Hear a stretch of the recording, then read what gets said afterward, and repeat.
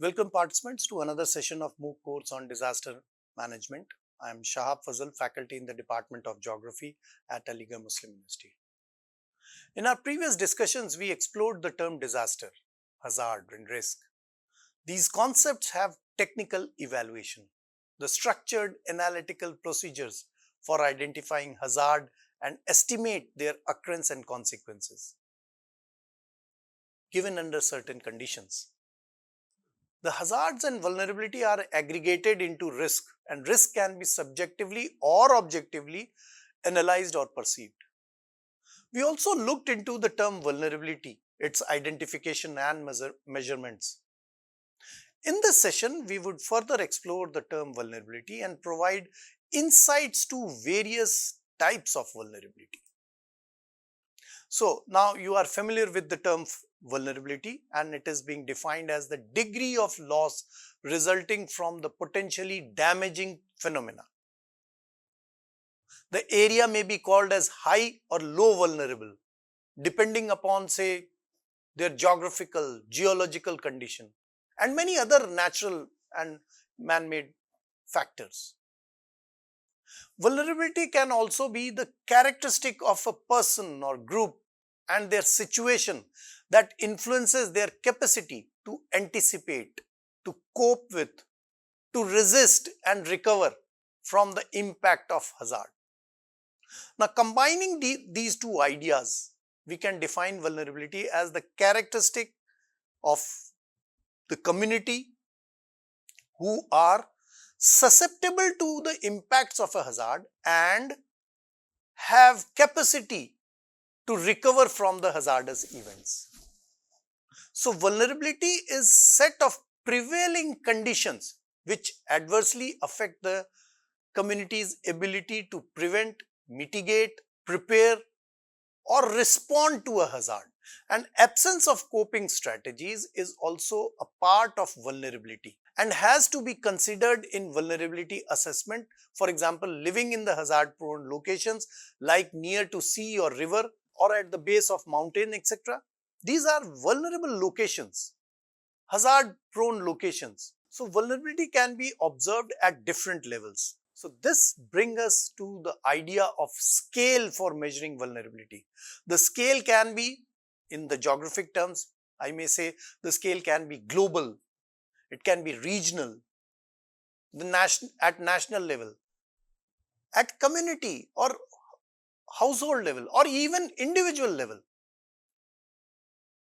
So the scale, geographical scale would be very important to the understanding of disaster, vulnerability. Perceiving individual level vulnerability is preferred, but considering time and resource constraint, it is not feasible. For example, in our country, we have a population of 140 crores. So individual level vulnerability, although would give us good idea about the vulnerability status of our population, but it will be difficult. It's not feasible.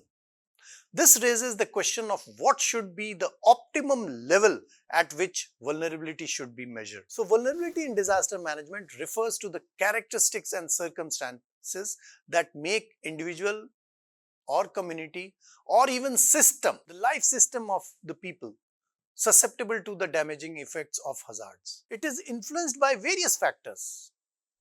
We have discussed earlier also. Including these factors can be physical, social, economic and environmental conditions. For example, the physical vulnerability of an area also depends on its geographic proximity to the source and origin of the disaster. For example, an area lies near to the coastline, unstable hill, etc. It makes the area more vulnerable to disasters as compared to an area that is far away from the origin of the disaster. So the people, community living close to the coastlines, they have greater physical vulnerability to the, say, cyclones. But the interior locations will have lesser physical vulnerability because they are far from the origin of the disaster. The cyclone would not be so impactful, disastrous in the interior locations, whereas near the coastline it may create more destruction. So the physical vulnerability includes the difficulty not only in the context of proximity to the hazardous situation, but also it includes the difficulty in access to resources which would be affected by the hazard, the means of communication, the health facilities, the communication linkages, road, bridges, etc. So in case of disasters, these resources would be even difficult to access. Furthermore, the lack of proper planning and implementation in construction of, say, residential, commercial buildings, etc., which are susceptible to these adverse situation, these hazardous condition, because they might be weaker, vulnerable, for example, in crisis situation like earthquake, floods, cyclones, landslide, etc. So physical vulnerability refers to the physical characteristic and conditions that make an area or structure more prone to harm. Another could be the economic vulnerability. So economic vulnerability of a community can be assessed by determining how varied its source of income are, the case of the ease of access and control over means of production, for example, farmland, livestock, irrigation, capital, etc. Adequacy of economic fallback mechanisms and availability and excess of natural resources in the area. So this way, the economic vulnerability of a community can be assessed. Economic vulnerability relates to the susceptibility of individual or communities to financial implication of the hazards. The negative impacts which are created, the negative economic impacts may be on the livelihood, the economic activities, the earnings, the well-being, they all would be adversely affected by the disasters. It reflects the economic fragility and lack of resilience to cope with and recover from the disasters. So economic vulnerability is very important. So examples of economic vulnerability that includes most importantly poverty, low income.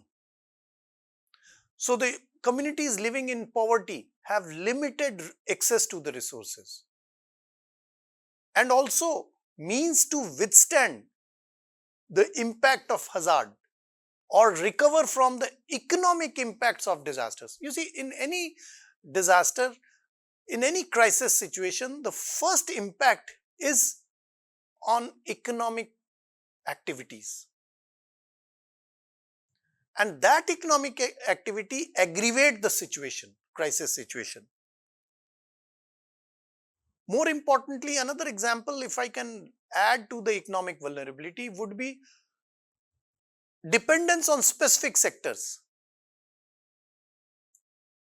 For areas heavily reliant on a single industry such as agriculture or tourism activity, they are vulnerable to disruptions and economic losses if that sector is affected by a disaster. So, if majority of people are engaged in, say, agricultural activity and rainfall fails, monsoon fails, or the amount of rainfall is not optimum for agricultural activity.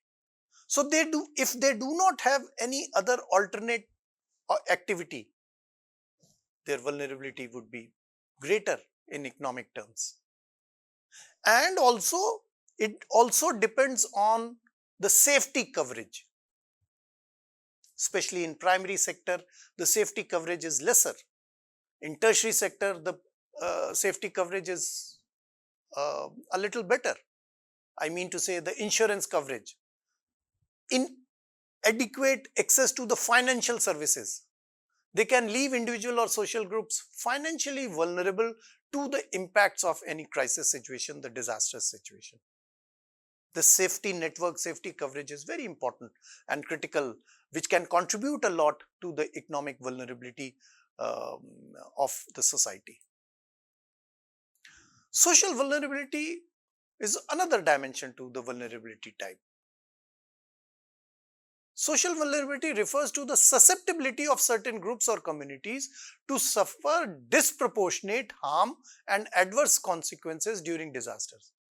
So, social vulnerability, especially the marginalized groups such as women, children, or the elderly, they often face greater risk due to their status in the society, their limited access to the resources.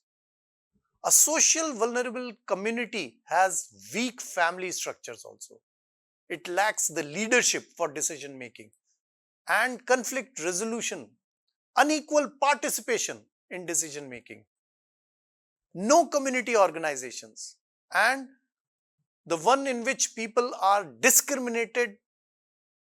In modern day, it is happening a lot on racial, ethnic, linguistic, or even religious basis. They all are example of social vulnerability. Other social factors such as culture, tradition, religion, local norms and values, economic standard, political accountability, all of them, they also play a vital role determining the social vulnerability of a community. So it's a very complex, and social vulnerability refers to the susceptibility of certain groups or communities to suffer disproportionate harm and adverse consequences during the disasters. It is influenced by social factors that affect the ability to prepare, to respond, and to recover from disasters. The examples of social vulnerability that include, as I have said, the marginalized communities, vulnerable population such as ethnic minority, the migrants in modern day world, because we in modern day we all observe that a lot many people, they migrate from their native places. So they are vulnerable people in a new setting. They may face social disadvantages that hinder their access to resources, information, and support during disasters. They also suffer from limited access to resources, amenities, facilities, services. The social vulnerable people, they have lesser access and they face challenges in receiving assistance, especially during emergencies, during the crisis situation, the disastrous situation. If I can give another example of, say, language and cultural barriers, the communities with limited proficiency of the place where they are living and operating in any economic sector, if they do not follow the language and cultural barriers, different cultural norms, they face challenge in understanding and responding to in the disaster situations. For example, if I give you one example of language and cultural barrier, if you visit to any place where the dominant and common language is something different than your mother tongue, then you, in crisis situation, you won't be able to understand the instructions, disaster warnings, etc. So you would become vulnerable despite of other strength you might possess. So that's also interesting to understand that how social vulnerability play an important role. Another could be the environmental vulnerability that refers to the susceptibility of ecosystem and natural resources to the impacts of disasters. Again, this can aggravate the effects of hazards and hinders, create obstacle to recover from the hazardous situation. Some important issues, if I can highlight, the interconnection of disasters and environment, natural conditions. You see, for example, natural disasters like floods or earthquake, etc., they can severely impact the environment. The drought condition leading to the deforestation, floods, soil erosion, loss of biodiversity, all of them, they would lead to environmental degradation, and they can increase the frequency and intensity of disaster. There can be different factors contributing to the vulnerability. The resource degradation, overuse of resources which may harm the ecosystem, and it becomes less resilient to the disasters. Another phenomena could be the urbanization. That also increases the environmental risk, because urban people, they draw more resources and emit more wastes. Climate change, that may also amplify the disaster risks. Another could be the impact on communities. Environmental vulnerability often leads to reduced access to some of the basic resources. Access to the clean water. It may also lead to food insecurity, forced migration. These affects the marginalized groups. And some of the examples of environmental vulnerability in disaster can be, as I have said earlier also, but very quickly if I can make this point. In environmental vulnerability, in the case of disasters, deforestation would be important. Flooding would be very important. Soil erosion would be important. So these are important consequences of environmental vulnerability, especially in the context of disasters, natural disasters. For example, coastal ecosystems, degraded mangroves, coral reefs, they have become vulnerable to all kinds of changes and transformations which are happening due to global warming or climate change. Because these ecosystems act as natural barriers, and when they lose, they can amplify the impact of such disasters. Urban heat islands. Cities with poor urban planning and excessive concrete structures can experience intensified heat waves, especially in urban areas. The lack of green spaces, it enhances the vulnerability of urban population to extreme temperatures. The impact on agricultural sector, the climate change and its impact on the agricultural sector, rising temperature, unpredictable rainfall pattern, they may lead to reduction in soil moisture, affecting the agricultural productivity, and also food security and threat to their livelihood of the community who are associated with agricultural sector. There is also large-scale biodiversity losses. The destruction of habitats such as rainforest, extinction of species, reduction in biodiversity. So these are all situations. Water scarcity, over extraction of groundwater, not only using the water resources but also polluting, degrading the freshwater sources. It makes the region more vulnerable, especially in crisis situation like droughts or water shortage situations. So these examples highlight the importance of integrated environmental considerations in disaster management strategies. Another important type of vulnerability, if I can highlight, that is about attitudinal vulnerability. Attitude of a society in the time of disaster, it makes a lot of difference. It matters a lot.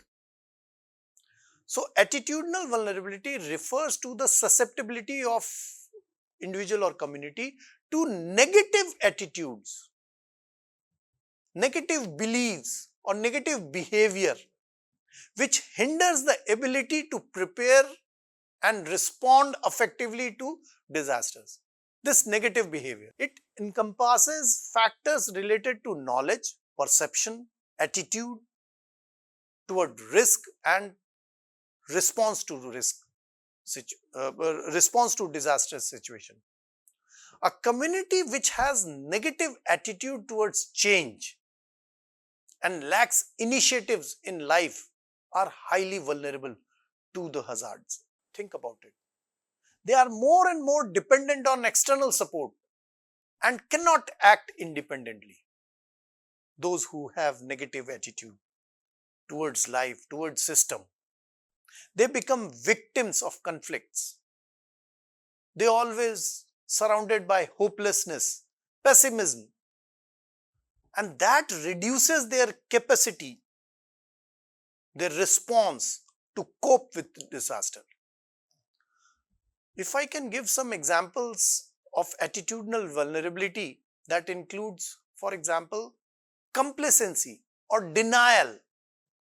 The communities that underestimate the risk or believe that disasters will not affect them may be less prepared and more vulnerable to harm. Or in other situations, the lack of awareness or education, limited knowledge or understanding of disaster risk, their preparedness, their measures, procedures, which can increase, these situations can increase the vulnerability. The impacts of disasters would be more because of limited knowledge and understanding of the disaster risk. Then also in the context of risk perception and behavior, the individual who engage in risky behavior such as ignoring evacuation orders or disregarding safety guidelines, they face greater vulnerability. Some examples of attitudinal vulnerability in disaster, as I have said, that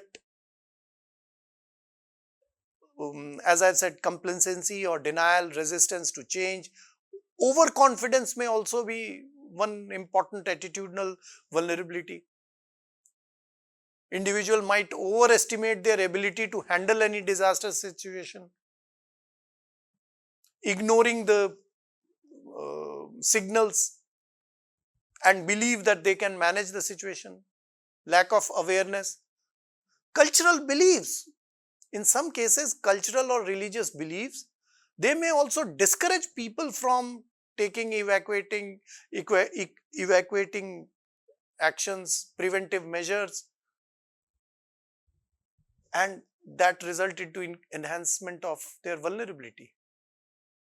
So these attitudes can significantly increase the impact of disasters on individual or the community. And addressing attitudinal vulnerability involves promoting education, awareness and behavioral change. By fostering a culture of preparedness and resilience, the society can better cope with disasters and reduce their vulnerability. So this attitudinal vulnerability is also very important. So what are the driving forces of vulnerability identification? The root cause of vulnerability are a set of well-established, widespread processes within the society and the economy, which creates inequalities of different types. The important root cause that give rise to vulnerability involve economic, demographic and political processes. And understanding vulnerability is important for formulating appropriate measures to combat and preempt it in order to prevent large-scale damages when disasters happen, and also improve the coping capacity of people for better resilience in the case of any disastrous situation. So disaster vulnerability is closely linked with economic inequality, especially in regions like Asia, Middle East, Africa. Globally, it has been estimated that some 20% of the population control 80% of the wealth. Now, in this kind of socio-economic, national, society level disparity, which is continue to rise in modern day. So many less developed society, they have higher share of people who do not have access to the resources. and lesser number of people, they control most of the resources. And with time, the income share of poorest is being reduced, which means that the vulnerability is rising, especially in less developed society. So this rising vulnerability also, now this is not only the case of less developed society, this vulnerability is also affecting the developed regions, where infrastructural growth has led to a associated increase in the vulnerability of these regions, because the access is limited. So infrastructural development has expanded its hazard prone areas because of paucity or increased demand of, say, for example, land or any resources, because of increasing industrialization and urbanization. Now this has increased the threat of man-made hazards such as toxic chemicals and nuclear power, etc. in the developed society. So vulnerability also spread in that repercussions of environmental hazards, and they are global in nature. They do not make distinction between less developed and developed society.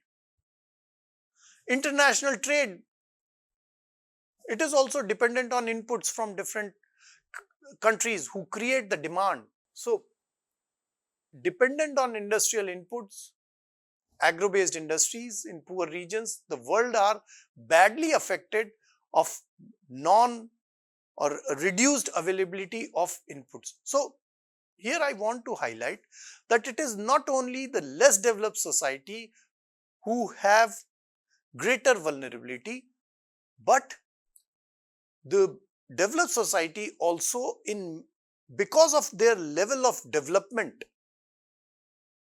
improved infrastructure, they also have, and their activities, their lifestyle, they have also enhanced the vulnerability in their system and the society. So consequently, major disasters such as drought not only disrupt the local economies but brings about shortages in the neighboring regions also. So in that context, I am saying that it is not only the less developed society who would be affected more, and they would be having greater vulnerability. If any situation emerges in any less developed society, its implications are also felt among the developed society in the form of supply chains, in the form of trade, in the form of disruption to the economy, in the form of migration, international migration. In crisis situation, the people may migrate to other regions. That may also affect the developed society. Poverty increases the vulnerability to disasters and contributes to the perpetuating the impoverished state in turn. And in order to sustainable development, it is imperative to eliminate this vicious cycle of poverty and vulnerability, irrespective of the level of development any society, any country has achieved. And in that context, I highlight this sustainable development with emphasis on the long-term growth and intergenerational equity to reduce the vulnerability on the earth. Globally, we should work to reduce the vulnerability. Compatibility between economic growth and other concerns such as equity, sustainable livelihood, sustainable employment, gender justice, protection of child rights, environmental protection. They demand a method to produce growth that encompasses all important aspects pertaining to the life and existence over the earth's surface. The environment, the quality of air, water, protection to biodiversity, technological advancement and development, in general tempered with human concern, human exposure to risk situation. For example, occupational hazards, lifestyle, transport accident, etc. So these human exposure, they also need to be reduced. So these root causes are normally a function of economic structure and other elements which are stemming up out of the ideological order. So in that context, I would say that vulnerability is one very important dimension in disaster studies. It is quite complex, it is quite dynamic also. So I'll stop here. Now I wind up this session. You may now have learned the importance of vulnerability assessment in disaster studies. Vulnerability assessment is a critical process that help us to identify, evaluate, address the potential weaknesses in human life system, which is important to prepare ourselves for any adverse situation, harmful situation, hazardous situation. Thanks for joining. Happy learning.